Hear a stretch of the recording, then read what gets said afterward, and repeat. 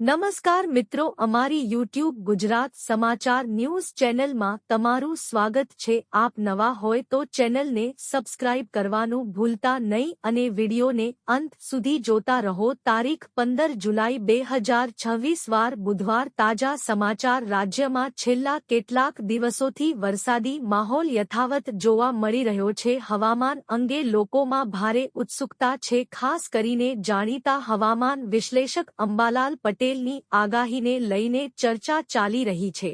અંબાલાલ પટેલના જણાવ્યા અનુસાર 15 જુલાઈ આસપાસ બંગાળની ખાડી અને અરબી સમુદ્રમાં સર્જાતી અનુકૂળ સિસ્ટમોના કારણે ગુજરાતના અનેક વિસ્તારોમાં વરસાદી પ્રવૃત્તિમાં વધારો થઈ શકે છે। ઉત્તર ગુજરાત, મધ્ય ગુજરાત, દક્ષિણ ગુજરાત અને સૌરાષ્ટ્રના કેટલાક વિસ્તારોમાં મધ્યમથી ભારે વરસાદની શક્યતા વ્યક્ત કરવામાં આવી છે। જો કે વરસાદનું પ્રમાણ સ્થળ પ્રમાણે બદલાઈ શકે છે। ખેડૂતો માટે આ વરસાદ લાભદાયી બની શકે છે। કપાસ, મગફળી, સોયાબીન અને મકાઈ જેવા પાકોને પૂરતું ભેજ મળશે, પરંતુ જ્યાં વધુ વરસાદ પડે ત્યાં પાણી ભરાવાની સ્થિતિ પણ સર્જાઈ શકે છે। તેથી ખેડૂતોને ખેતરમાં પાણીના નિકાલની યોગ્ય વ્યવસ્થા રાખવાની સલાહ આપવામાં આવે છે। હવામાન વિભાગ પણ આગામી દિવસોમાં રાજ્યના કેટલાક જિલ્લાઓમાં ભારે વરસાદની સંભાવના દર્શાવી રહ્યું છે। નીચાણવાળા વિસ્તારોમાં રહેતા લોકોને સાવચેત રહેવા અને સ્થાનિક તંત્ર દ્વારા આપવામાં આવતી સૂચનાઓનું પાલન કરવા અનુરોધ કરવામાં આવ્યો છે। નદીઓ અને ડેમોમાં પાણીની આવક વધવાની શક્યતા છે।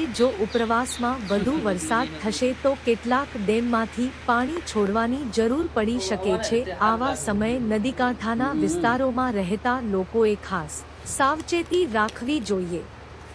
માછીમારોને દરિયો તોફાની રહેવાની શક્યતા હોય ત્યારે દરિયો ન ખેડવાની સલાહ આપવામાં આવે છે। પ્રવાસીઓએ પણ ભારે વરસાદ દરમિયાન જરૂરી હોય ત્યારે જ મુસાફરી કરવી